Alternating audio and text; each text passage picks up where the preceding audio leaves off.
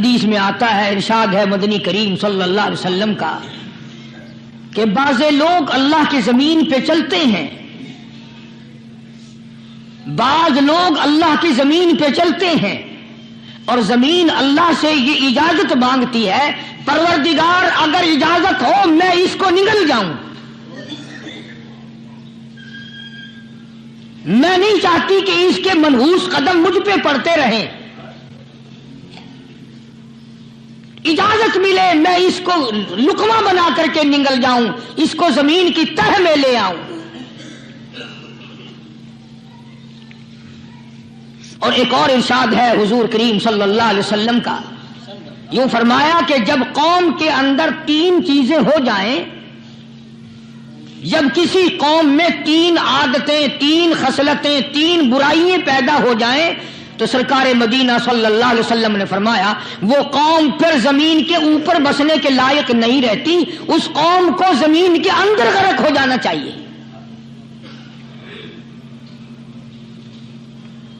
وہ کون سی باتیں ہیں؟ ارشاد فرمایا محمد عربی صلی اللہ علیہ وسلم نے کہ پہلی بات تو ان کی یہ ہے کہ جب قوم کے امیر لوگ، غنی لوگ، مالدار لوگ بخیل ہو جائیں، اللہ تعالیٰ نے جو ان کو سرمایہ دیا ہے، رب العالمین نے جو ان کو پیسہ اور دولت دی ہے، اس میں کسی غریب کا وہ حصہ ہی نہ رکھیں۔ چنانچہ آج آپ دیکھ لیں فالتو لاکھوں روپیہ لگ جائے گا، لیکن کسی بیوہ کے گھر 1 سیر آٹا دینا، کسی یتیم کے سر پہ ہاتھ پھیرتا ہوا امیر آدمی شرماتا ہے کبھی میرے ہاتھ کی ہتھیلی نہ گھس جائے۔ حالانکہ ارشاد فرمایا مدنی کریم صلی اللہ تعالی علیہ وسلم نے بعد وقت ایسا قبولیت کا ہوتا ہے جو آدمی یتیم کے سر پہ ہاتھ پھیر دے محبت کے ساتھ، یہ بچہ یتیم ہے، اس کا لاڈ اجڑ گیا، اس کا مان اجڑ گیا، اس کا ابا رخصت ہو گیا، اس کو گود میں بٹھا کر پوچھنے والا چلا گیا بیٹا تو کیا چیز کھاوے گا؟ حضور کریم صلی اللہ تعالی علیہ وسلم نے فرمایا جب یتیم کے سر پہ آدمی محبت کے ساتھ، شفقت کے ساتھ ہاتھ پھیرتا ہے، اللہ پاک یوں فرماتا ہے مجھے اپنی کبریائی کی قسم جتنے بال اس کے ہاتھ کے نیچے آ جاتے ہیں اتنی نیکیاں ہاتھ پھیرنے والے کے نام اعمال میں لکھ دی جاتی ہے۔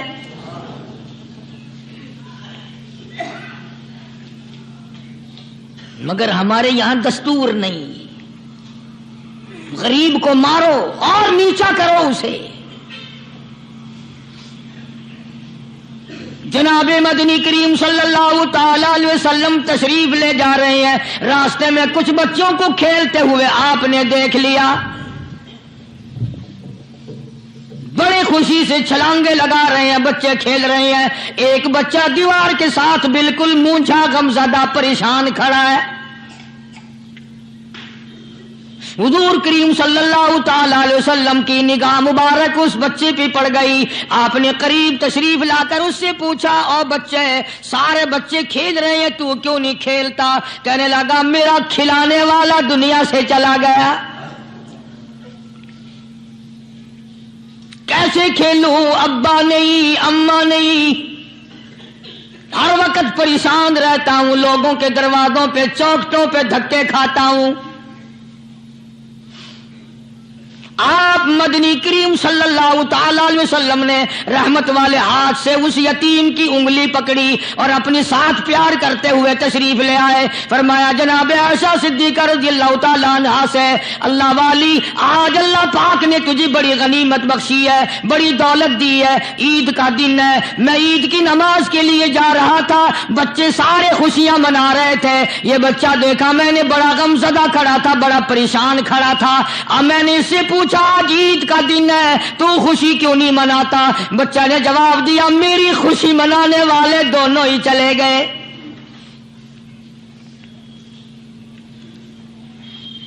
آج اللہ نے یہ موقع بخشا ہے، اسے نہلا دھلا، اس کو نئے کپڑے پہنا، मासूम बच्चे के सर पे हाथ फेरते हुए फरमाया, बेटा घबराना, ये आयशा सिद्दीका तेरी अम्मा है, मैं मुहम्मदुर रसूलुल्लाह आज से तेरा अब्बा बन गया हूं।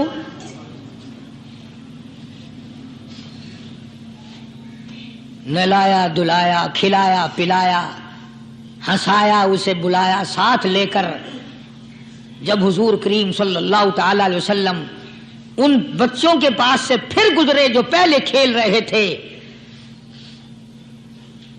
उस जमाने के तो बच्चे भी समझदार थे, आज तो चिट्टी दाढ़ी वालों को समझ नहीं है। कब्र बिल्कुल किनारे, कब्र के किनारे पे खड़े हैं, फिर भी समझ नहीं। किसी को हसद ने मारा, किसी को तकब्बुर ने मारा, किसी को दौलत की बीमारी ने मारा, इसी को मजजूब कहता है। नफ्स और शैतान खंजर दर बगल।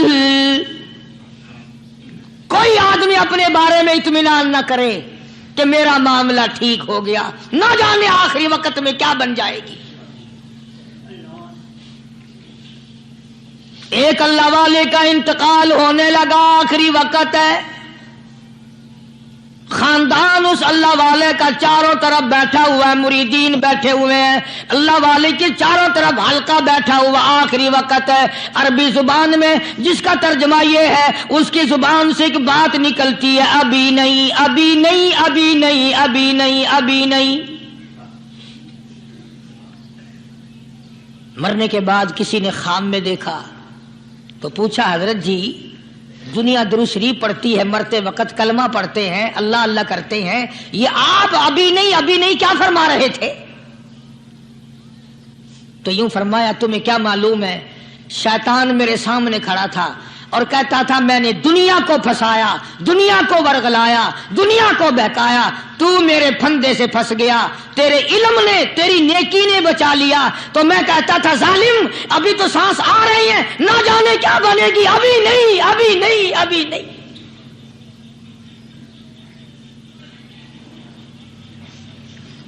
इसी को मजजूब कहता है, क्या मालूम क्या बन जाएगा, किस हाल में दम निकलेगा, रात को क्या हो जाएगा, दिन को क्या बन जाएगा। फरमाया, नफ्स और शैतान है खंजर दर बगल, नफ्स और शैतान है खंजर दर बगल, वार होने को है ए गाफिल संभल। आया दुश्मन का वार।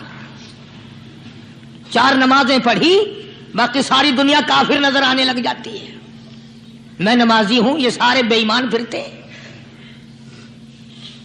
शैतान पैदा करता है ये चीजें।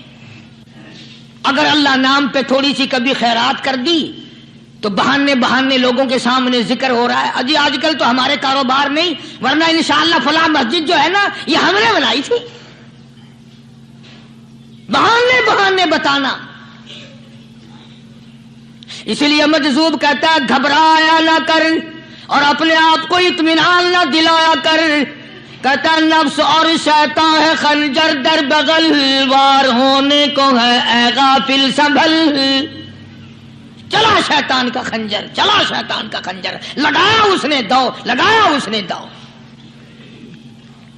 लोगों का ख्याल यह है कि शैतान सिर्फ वो, शैतान के बहकाई में वो आदमी आता है जो किसी को कत्ल कर दे।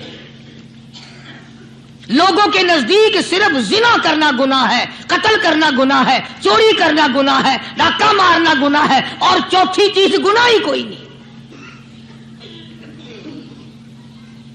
हजरत उस्मान गनी ज़िन्नुरैन रज़ी अल्लाह ताला अन्हु की मुबारक मजलिस है, सहाबा किराम का दौर है, नबी का दोहरा दामाद, मजलिस है उस्मान ज़िन्नुरैन की। एक आदमी मजलिस में आके बैठा, हजरत उस्मान की मजलिस में एक आदमी आके बैठा तो हजरत उस्मान फरमाते हैं, तवज्जो, हजरत उस्मान फरमाते हैं, यूं नहीं फरमाया कि तूने ऐसा किया है, उसे जलील नहीं किया, बल्कि यूं फरमाया लोगों को शर्म नहीं आती, लोग आंख का जिना करके मेरी मजलिस में आके बैठते हैं, लोग आंख का गुनाह करके मेरी मजलिस में आके बैठते हैं। तो दौर था ना सहाबा किराम का। फौरन चोट की किसी ने कि नबी के बाद वही आनी शुरू हो गई। यानी आपको कैसे पता चल गया कि कोई आदमी गलत निगाह डाल के आया? इसकी रास्ते में नजर कहीं गलत पड़ी थी आने वाले की, आपको कैसे पता चला? यानी बात करने वाले को भी देखो और फिर चोट करने वाले को भी देखो। तो हज़रत उस्मान रज़ी अल्लाह तआला अन्हु ने फरमाया, भाई पाक मजलिस में अगर एक तोला भी कोई पखाना लेकर आ जाए तो बदबू तो आ ही जाएगी ना। सहाबा की पाक मजलिस में अगर कोई आंख का जिना भी करके आया, फरमाया मजलिस के अंदर बदबू फैल गई। तो अल्लाह वालों की मजलिस है और अल्लाह वालों की रफाकत एक बहुत बड़ी चीज थी, कभी लोग हासिल किया करते थे। अब तो हर आदमी पीर है, हर आदमी लीडर है, हर आदमी चौधरी है, हर आदमी बड़ा बना हुआ है, छोटा हम में कोई है ही नहीं।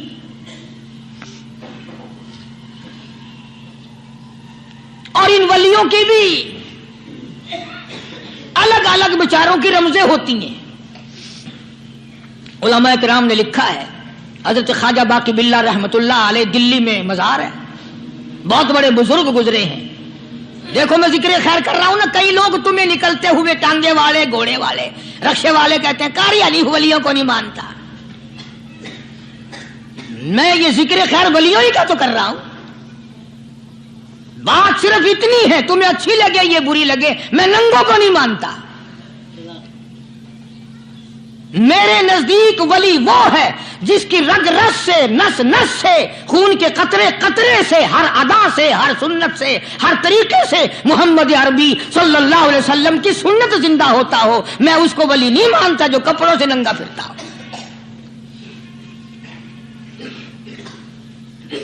ख्वाजा बाकी बिल्ला रहमतुल्लाह अलैह को भटियारे ने देखा, एक तबाही तंदूर वाला। हजरत ख्वाजा साहब को देखा कि जामिया मस्जिद दिल्ली के पैड़ियों पे, सीढ़ी पे कभी चढ़ते हैं, कभी उतरते हैं, कभी चढ़ते हैं, कभी उतरते हैं, परेशानी का आलम। तो तबाही तो जरूर था, भटियारा तो था, मगर था तो दिल्ली का। वो समझ गया कि हजरत को कोई परेशानी है। पहुंचा और जाके कहने लगा, हजरत क्या बात है, आज रात काफी गुजर गई है, आराम फरमाओ, कभी चढ़ते हो कभी उतरते हो, परेशानी क्या परेशानी है? फरमाया 4 मेहमान हैं, खाना खिलाना है, मेरे पल्ले कुछ नहीं। अंदाजा लगाओ, अभी अभी वली ये कह रहा कि मेरे पल्ले ढेला दमड़ी कुछ नहीं, 4 मेहमान हैं, शर्मिंदा हूं उनको खाना खिलाने के लिए। तो वो कहने लगा, हजरत ये कौन सी फिक्र की बात है, मैं भी लाता हूं। वो खाना लाया और हजरत के मेहमानों को खाना खिलाया। खाना खा लिया, फारिग हो गए। देखो वली की बात, अभी तो कहता था कि रोटी नहीं है, और अभी अभी वही वली कहता है भटियारे का हाथ पकड़ के, मांग क्या मांगता है, मांग क्या मांगता है।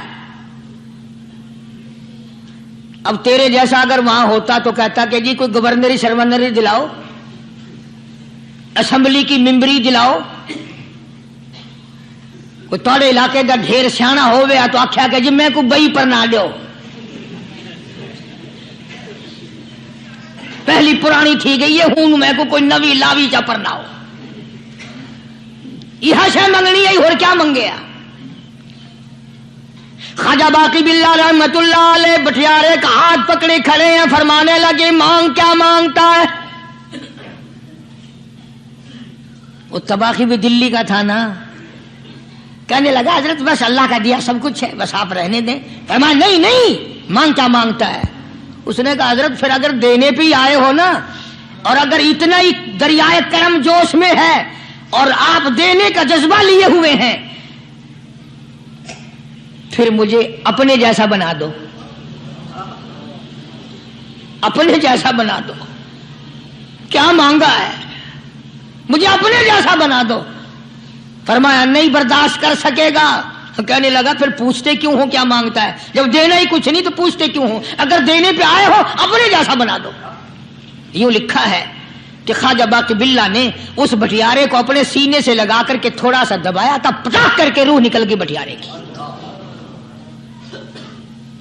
بلا جو تجلیات خدا بندی بتدریج آہستہ آہستہ سینے میں آئے تھے، ان کا کرنٹ وہ یکدم برداشت کیسے کرتا؟ میرا عرض کرنے کا مقصد یہی ہے کہ ہم لوگ اپنے آپ کو کب سنبھالیں گے، اور وہ کون سا وقت آئے گا کہ ہم اس بات کے قائل ہوں گے اور تسلیم کریں گے کہ جو کرتا ہے خدا کرتا ہے، بندہ کچھ نہیں کر سکتا۔ تو میں نے اسی لیے عرض کیا، مجذوب کہتا ہے نفس اور شیطان ہے خنجر در بغل، نفس اور شیطان ہے خنجر در بغل، وار ہونے کو ہے اے غافل سنبھل۔ کبھی 4 دن بیٹھ کے اللہ اللہ کر لی، تسبیح پھیر لی، تو دوسروں کو یہ تو دنیا کے دھندے میں پھنسے ہوئے ہیں، میں بہت بڑا ولی ہوں، میں بہت بڑا ابدال ہوں، مجھ سے بڑا تو کوئی نیک ہے ہی نہیں۔ یہ بہت بڑی مار ہے شیطان کی۔ اسی کو کہتا ہے کہ نفس اور شیطان ہے خنجر در بغل، وار ہونے کو ہے اے غافل سنبھل، آ نہ جائے دین و ایمان میں خلل، آ نہ جائے دین و ایمان میں خلل، باز اے بدعمل۔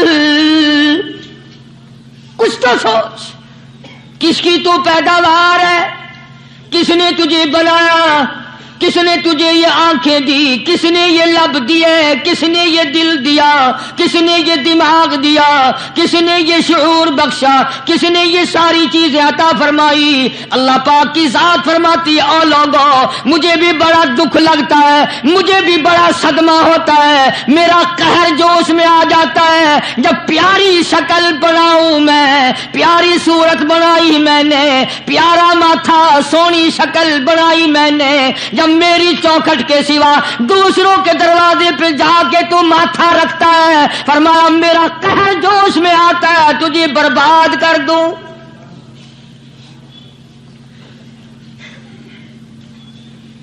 سب کچھ میں نے دیا، سب کچھ میں نے بخشا، اور پھر بھی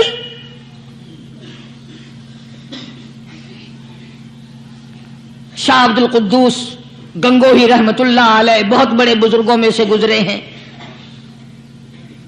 بہت بڑے اللہ والے تھے۔ ایک راستے سے گزر رہے ہیں، مریدین ساتھ ہیں، حلقہ ساتھ ہے، راستے میں ایک گندگی کا ڈھیر پڑا ہوا تھا، بدبو آ رہی تھی، تو شاہ عبد القدوس نے اپنے حلقے اثر کے لوگوں سے اور مریدوں سے کہا ٹھہر جاؤ۔ حالانکہ لوگ ناک پہ کپڑا رکھ کر جلدی گزرنا چاہتے تھے، بدبو سے بچنے کے لیے تیز رفتار وہاں سے گزرنا چاہتے تھے، مگر شیخ کے کہنے پر کھڑے ہو گئے۔ شکر ہے تم نہ تم جیسے وہاں مرید بھی نہیں تھے، ورنہ کہتے کہ اے پھٹ گیا شیخ ہے، تو پتہ ہی نہیں لگتا برائی دا چنگائی دا، گندگی دے پہ کولساں کو کھڑائی کھڑے۔ شاہ عبد القدوس رحمت اللہ علیہ گنگوئی رحمت اللہ علیہ نے فرمایا او لوگو، یہ گندگی، یہ پخانہ، یہ عفولت والی چیز تمہیں ایک سبق دے رہی ہے۔ وہ بڑے حیران ہوئے کہ گندگی سبق دے رہی ہے کہ ہاں یہ بدبو کا ٹھکانہ یہ سبق دے رہا ہے کہ ہاں یہ ایک سبق تمہیں پڑھا رہا ہے۔ اور وہ کیا؟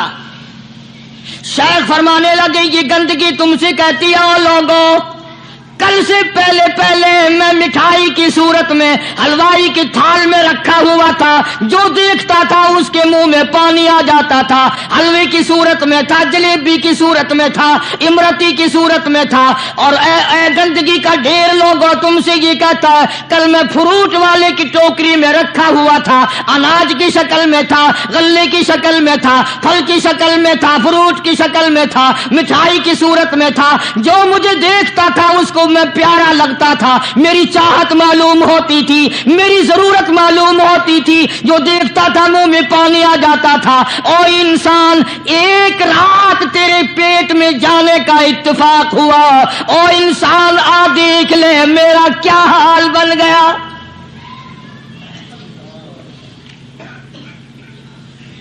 ایک رات تو تیری صحبت میں رہا ہوں، ایک رات تیرے اندر ٹھہرنے کا اتفاق ہوا، دیکھ میرا کیا حال بن گیا۔